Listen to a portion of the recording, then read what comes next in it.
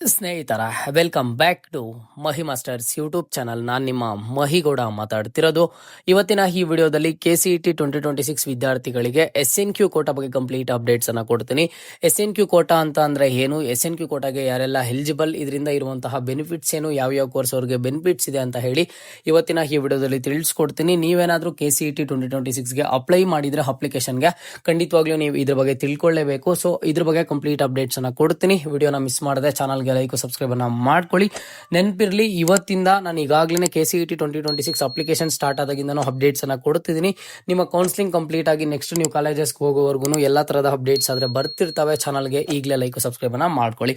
ಮೊದಲಿಗೆ ನೋಡಿ, ನೀವು KCET ಅಪ್ಲಿಕೇಶನ್ ಹಾಕಿದ್ದೀರಾ. ಅಪ್ಲಿಕೇಶನ್ ಹಾಕಿದ ಆದ್ಮೇಲೆ ಇಲ್ಲಿ ನಿಮ್ಮ ಎಲ್ಲಾ ಒಂದು ಕ್ಲೈಮ್ ಡೀಟೇಲ್ಸ್ ಅಲ್ಲಿ ನೀವು ಚೆಕ್ ಮಾಡ್ಕೊಳ್ಳೋದಾದ್ರೆ ನಿಮ್ಮ ಒಂದು ಅಪ್ಲಿಕೇಶನ್ ಲಾಸ್ಟ್ ಪೇಜ್ ಅಲ್ಲಿ ನೀವು ಅಬ್ಸರ್ವ್ ಮಾಡ್ತೀರಾ, ಇಲ್ಲಿ ನಿಮ್ಮೆಲ್ಲ ಡೀಟೇಲ್ಸ್ ಇರುತ್ತೆ. ಇಲ್ಲಿ ನೋಡಿದ್ರೆ ಸೂಪರ್ ನ್ಯೂಮರರಿ ಕೋಟಾ ಅಂತ ಇದೆ.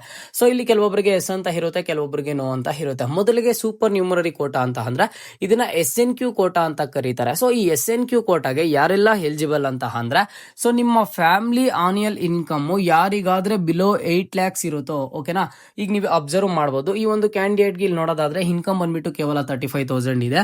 ಇದೇ ರೀತಿಯಲ್ಲಿ ನಿಮ್ಮ ಒಂದು ಅಪ್ಲಿಕೇಶನ್ ಹಾಕಿದಾಗ ನಿಮ್ದು ಅಲ್ಲಿ ಇನ್ಕಮ್ ಎಲ್ಲಾನು ಸಹ ಗೊತ್ತಾಗುತ್ತೆ. ಆನ್ಯುಯಲ್ ಇನ್ಕಮ್ ಯಾರ್ದಾದ್ರೆ ಬಿಲೋ 8 lakhs ಇರುತ್ತೋ ಎಲ್ಲಾ ಒಂದು ಸ್ಟೂಡೆಂಟ್ಸ್ ಈ ಒಂದು SNQ ಕೋಟಾಗೆ ಎಲಿಜಿಬಲ್ ಆದ್ರೆ ಇರ್ತಾರೆ. ಈ ಸೂಪರ್ ನ್ಯೂಮರರಿ ಕೋಟಾ ಬಗ್ಗೆ ನೀವು ಇಷ್ಟನ್ನ ತಿಳ್ಕೊಳ್ಳಿ, ಓಕೆನಾ. ಈ ಪ್ರತಿಯೊಬ್ಬರನ್ನು ಸಹ ಎಲಿಜಿಬಲ್ ಆದ್ರೆ ಇರ್ತಾರೆ.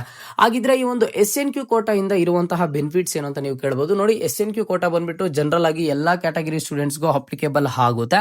ಅಂಡ್ ಇದು ಯಾವ ಕೋರ್ಸಿನ ಸ್ಟೂಡೆಂಟ್ಸ್ ಆಗುತ್ತೆ ಅಂತ ಅಂದ್ರೆ ಕೇವಲ ಇಂಜಿನಿಯರಿಂಗ್ ಸ್ಟೂಡೆಂಟ್ಸ್ ಮಾತ್ರ. ಈ KCET 2026 ಅಂತಂದ್ರೆ ಅಂಡರ್ ಅಲ್ಲಿ ಬಂದ್ಬಿಟ್ಟು BSc ನರ್ಸಿಂಗ್ ಇನ್ನೂ ಸಹ ಹಲವಾರು ಕೋರ್ಸಸ್ ಗಳಾದ್ರೆ ಇದಾವೆ. ಬಟ್ ಈ SNQ ಕೋಟಾ ಇಂದ ಯೂಸ್ ಯಾರಿಗೆ, ಹೆಲ್ಪ್ ಯಾರಿಗೆ, ಬೆನಿಫಿಟ್ ಏನು ಅಂತ ಅಂದ್ರೆ ಇದು ಬಂದ್ಬಿಟ್ಟು ಕೇವಲ ಇಂಜಿನಿಯರಿಂಗ್ ಸ್ಟೂಡೆಂಟ್ಸ್ ಅಷ್ಟೇ, ಓಕೆನಾ. ಸೊ ಹೀಗಾಗಿದ್ರೆ ಈ ಒಂದು SNQ ಕೋಟಾಗ ನಾವೇನಾದ್ರೂ ಸಪರೇಟ್ ಎಲ್ಲಾದ್ರೂ ಅಪ್ಲೈ ಮಾಡ್ಬೇಕಂತ ಅಂದ್ರೆ ನೀವೆಲ್ಲೂ ಅಪ್ಲೈ ಮಾಡುವಂತ ಅವಶ್ಯಕತೆ ಇಲ್ಲ. ಅಪ್ಲಿಕೇಶನ್ ಹಾಕುವಾಗ ನಿಮ್ಮ ಒಂದು ಇನ್ಕಮ್ ಡೀಟೇಲ್ಸ್ ಎಲ್ಲ ವೆರಿಫೈ ಆಗಿರುತ್ತೆ. ಯಾರ್ದಾದ್ರೆ ಬಿಲೋ 8 lakhs ಇರುತ್ತೆ, ಸೊ ಇಂಥ ಸ್ಟೂಡೆಂಟ್ಸ್ ಎಲ್ಲಾನು SNQ ಕೋಟಾಗೆ ಎಲಿಜಿಬಲ್ ಆದ್ರೆ ಇರ್ತಾರೆ. ಹಾಗಿದ್ರೆ ಈ SNQ ಕೋಟಾಯಿಂದ ಆಗುವಂತಹ ಬೆನಿಫಿಟ್ಸ್ ಏನು, ಯಾವ ಟೈಮಲ್ಲಿ ಆಗುತ್ತೆ ಅಂತ ಹೇಳ್ಬಿಟ್ಟು ನೀವು ಸ್ಟೂಡೆಂಟ್ಸ್ ಕೇಳಬಹುದು. ಇದು ಕೇವಲ ಇಂಜಿನಿಯರಿಂಗ್ ಸ್ಟೂಡೆಂಟ್ಸ್ ಮಾತ್ರ ಆಗುವಂತದ್ದು, ಯಾವುದೇ ಕ್ಯಾಟಗರಿ ಸ್ಟೂಡೆಂಟ್ಸ್ ಆದ್ರೂ. ನೋಡಿ, ಈಗ ನೀವು ಇಂಜಿನಿಯರಿಂಗ್ ಸ್ಟೂಡೆಂಟ್ಸ್ ಅಪ್ಲಿಕೇಶನ್ ಹಾಕಿದಿರಾ, ವೆರಿಫಿಕೇಶನ್ ಕಂಪ್ಲೀಟ್ ಮಾಡ್ಕೊಂಡಿದ್ದೀರಾ, ನೆಕ್ಸ್ಟ್ ಎಕ್ಸಾಮ್ ಅನ್ನ ಬರೀತೀರಾ, ರ್ಯಾಂಕಿಂಗ್ ಅನೌನ್ಸ್ ಆಗುತ್ತೆ. ಅದಾದ್ಮೇಲೆ ನೆಕ್ಸ್ಟ್ ನೀವು ಕಾಲೇಜಸ್ಗೆ ಆಪ್ಷನ್ ಎಂಟ್ರಿಯನ್ನ ಮಾಡ್ತೀರಾ, ಓಕೆನಾ. ನೀವು ಕಾಲೇಜಸ್ಗೆ ಆಪ್ಷನ್ ಎಂಟ್ರಿ ಮಾಡೋ ಟೈಮಲ್ಲಿ ನೀವು ಒಂದಿಷ್ಟು ಕಾಲೇಜಸ್ ಅನ್ನ ಸೆಲೆಕ್ಟ್ ಮಾಡ್ತೀರಾ. ಆ ಅಷ್ಟು ಕಾಲೇಜಸ್ ಪ್ರತಿ ಇಂಜಿನಿಯರಿಂಗ್ ಕಾಲೇಜಲ್ಲೂ ಎವ್ರಿ 10% ಆಫ್ ದಿ ಸೀಟ್ಸ್ ಅನ್ನ SNQ ಕೋಟಾ ಅಂಡರ್ಗೆ ಕೊಡ್ತಾರೆ, ಓಕೆನಾ. ಸೊ ಈ SNQ ಕೋಟಾ ಅಂಡರ್ಗೆ ಕೊಟ್ಟಾಗ ಏನಾಗುತ್ತೆ ಅಂತ ಅಂದ್ರೆ, ನೀವು ಆಪ್ಷನ್ ಎಂಟ್ರಿ ಮಾಡ್ತೀರಾ. ಆಪ್ಷನ್ ಎಂಟ್ರಿ ಮಾಡಿದ ಟೈಮಲ್ಲಿ ಒಂದು 10 ಕಾಲೇಜಸ್ ಅನ್ನ ನೀವು ಸೆಲೆಕ್ಟ್ ಮಾಡಿರ್ತೀರಾ. ಅದ್ರಲ್ಲಿ ನಿಮ್ಗೆ ಯಾವುದೋ ಒಂದು ಕಾಲೇಜಲ್ಲಿ ಸೀಟ್ ಅಲಾಟ್ಮೆಂಟ್ ಆಗುತ್ತೆ. ನೀವು ಏನಾದ್ರೂ ಈ ಆಪ್ಷನ್ ಎಂಟ್ರಿ ಮಾಡಿರುವಂತಹ ಕಾಲೇಜಲ್ಲಿ ನಿಮ್ಗೆ ರಿಸಲ್ಟ್ ಬಂದಾಗ ಅಲ್ಲೇನಾದ್ರೂ SNQ ಕೋಟಾ ಅಂಡರ್ ಅಲ್ಲಿ ನಿಮಗೆ ಸೀಟ್ ಬಂದಿದೆ ಅಂತ ಅಂದ್ರೆ, ಈಗ ನಾರ್ಮಲ್ ಸ್ಟೂಡೆಂಟ್ಸ್ಗೆ CET ಫೀಸ್ ಬಂದ್ಬಿಟ್ಟು 1 lakh ಸಮಥಿಂಗ್ ಆದ್ರೆ ಇರುತ್ತೆ. ಬಟ್ ಇಲ್ಲಿ SNQ ಕೋಟಾ ಸ್ಟೂಡೆಂಟ್ಸ್ಗೆ ಟೋಟಲ್ ಫೀಸ್ ಬಂದ್ಬಿಟ್ಟು ಕೇವಲ 30,000 ಒಳಗಡೆನೆ ಇರುತ್ತೆ, ಓಕೆನಾ. 30,000-40,000 ಒಳಗಡೆನೆ ಇರುತ್ತೆ. ಹಾಗಾಗಿ ಈ SNQ ಕೋಟಾ ಬಗ್ಗೆ ನೀವು ಪ್ರತಿಯೊಬ್ಬರು ತಿಳ್ಕೊಳ್ಳೇಬೇಕು. ಅಂಡ್ ಇನ್ನೊಂದು ಇಂಪಾರ್ಟೆಂಟ್ ಆಗಿ ನೀವೇನ್ ತಿಳ್ಕೋಬೇಕು ಈಗಲೇ ಅಂತ ಅಂದ್ರೆ, ನೀವು ಆಪ್ಷನ್ ಎಂಟ್ರಿ ಮಾಡೋ ಟೈಮಲ್ಲಿ ಎಲ್ಲಾದ್ರೂ SNQ ಕೋಟಾನ ಸಪರೇಟ್ ಆಗಿ ಸೆಲೆಕ್ಟ್ ಮಾಡಬೇಕಾ, SNQ ಕೋಟಾ ಇರುವಂತ ಕಾಲೇಜನ್ನ ಸೆಲೆಕ್ಟ್ ಮಾಡ್ಬೇಕಂತ ಅಂದ್ರೆ ನೀವೇನು ಮಾಡುವಂತ ಅವಶ್ಯಕತೆ ಇಲ್ಲ. ಈಗಾಗಲೇ SNQ ಕೋಟಾಗೆ ಎಲಿಜಿಬಲ್ ಇದ್ದೀರಾ. ನೀವು ಜಸ್ಟ್ ಏನ್ ಚೆಕ್ ಮಾಡ್ಕೋಬೇಕು, ನೀವು ಆಪ್ಷನ್ ಎಂಟ್ರಿ ಮಾಡಿದ ಆದ್ಮೇಲೆ ರಿಸಲ್ಟ್ ಬರುತ್ತಲ್ವಾ, ರಿಸಲ್ಟ್ ಟೈಮಲ್ಲಿ ಚೆಕ್ ಮಾಡ್ಕೋಬೇಕು ನನಗೆ SNQ ಕೋಟಾ ಅಂಡರ್ ಅಲ್ಲ ಆಗಿದೆಯಾ ಇಲ್ವಾ ಅಂತ ಹೇಳಿ. ನಿಮ್ಮ ಒಂದು ಟೈಮ್ ಚೆನ್ನಾಗಿದ್ದು ನೀವು ಒಂದು ಆಪ್ಷನ್ ಎಂಟ್ರಿ ಮಾಡಿರುವಂತ ಕಾಲೇಜಲ್ಲಿ ನಿಮ್ಗೆ SNQ ಕೋಟಾ ಸಿಕ್ಕಿದೆ ಅಂತ ಅಂದ್ರೆ you guys are lucky.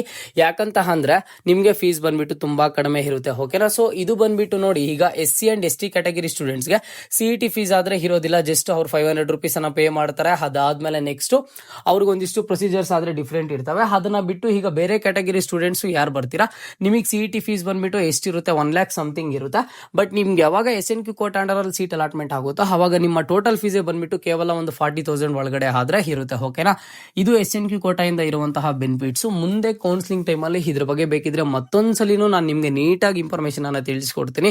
So ಈಗ ಫೈನಲ್ ಕನ್ಕ್ಲೂಷನ್ ಅನ್ನ ಕೊಡ್ತೀನಿ ನೋಡಿ. SNQ ಕೋಟಾಗೆ ಎಲ್ಲೂ ಸಪರೇಟ್ ಆಗಿ ಅಪ್ಲೈ ಮಾಡೋ ಅವಶ್ಯಕತೆ ಇಲ್ಲ. ಯಾರ್ದಾದ್ರೆ family annual income below 8 lakhs ಇರುತ್ತೋ ಪ್ರತಿಯೊಬ್ಬರು SNQ ಕೋಟಾಗೆ ಎಲಿಜಿಬಲ್ ಇರ್ತಾರೆ. ಸೊ ಯಾವಾಗ ಆಪ್ಷನ್ ಎಂಟ್ರಿ ಮಾಡ್ತಾರೆ, ಕಾಲೇಜಸ್ ಅನ್ನ ಸೆಲೆಕ್ಟ್ ಮಾಡ್ತಾರೆ, ನಿಮ್ಗೆ ಇಂಥ ಕಾಲೇಜಲ್ಲಿ ಸೀಟ್ ಅಲಾಟ್ಮೆಂಟ್ ಆಗಿದೆ ಅಂತ ಗೊತ್ತಾಗುತ್ತೆ. ಅಲ್ಲಿ ಜೊತೆಗೆ ಕೋಟಾ ಬಂದ್ಬಿಟ್ಟು ಅಲ್ಲೇನಾದ್ರೂ SNQ ಕೋಟಾ ಅಂಡರ್ ಅಲ್ಲಿ ನಿಮಗೆ ಸೀಟ್ ಅಲಾಟ್ಮೆಂಟ್ ಆಗಿದೆ ಅಂತ ಅಂದ್ರೆ ನಿಮಗೆ ಫೀಸ್ ತುಂಬಾ ಕಡಿಮೆ ಇರುತ್ತೆ. ಪ್ರತಿ ಕಾಲೇಜಲ್ಲೂ 10% ಆಫ್ ದಿ ಸೀಟ್ಸ್ ಅನ್ನ SNQ ಕೋಟಾ ಅಂಡರ್ ಗಾದ್ರೆ ಕೊಡ್ತಾರೆ, ಓಕೆನಾ. ಇಷ್ಟೇ SNQ ಕೋಟಾ ಬಗ್ಗೆ ಇರುವಂತಹ ಅಪ್ಡೇಟ್ಸ್. ಇದ್ರಲ್ಲಿ ಇನ್ನೂ ಡೌಟ್ ಇದ್ರೆ ಕಮೆಂಟ್ ಬಾಕ್ಸ್ ಮುಖಾಂತರ ಕಾಮೆಂಟ್ ಅನ್ನ ಮಾಡಿ. ಅಂಡ್ ಜೊತೆಗೆ ಕೌನ್ಸಿಲಿಂಗ್ ರಿಲೇಟೆಡ್ ನಿಮಗೆ ಏನ್ ಡೌಟ್ ಇದೆ, ಯಾವ್ದ್ರ ಬಗ್ಗೆ ಇನ್ಫಾರ್ಮೇಶನ್ ಬೇಕು, ನೀವು ಯಾವ ಪ್ರಾಬ್ಲಮ್ ಅನ್ನ ಫೇಸ್ ಮಾಡ್ತಿದ್ದೀರಾ ಅಂತ ಹೇಳಿ ಪ್ರತಿಯೊಬ್ಬರು ಕಮೆಂಟ್ ಅನ್ನ ಮಾಡಿ ಖಂಡಿತವಾಗ್ಲೂ ರೆಸ್ಪಾನ್ಸ್ ಮಾಡ್ತೀನಿ. ಇದು ಇವತ್ತಿನ ಮಾಹಿತಿ ಆಗಿತ್ತು. ಮುಂದೆ ಎಲ್ಲ ರೀತಿಯ ಹೆಚ್ಚಿನ ಅಪ್ಡೇಟ್ಸ್ ಜೊತೆಗೆ ಸಿಗ್ತಾ ಇರೋಣ. ಅಲ್ಲಿಯ ತನಕ take care and keep watching Mahi masters for more updates.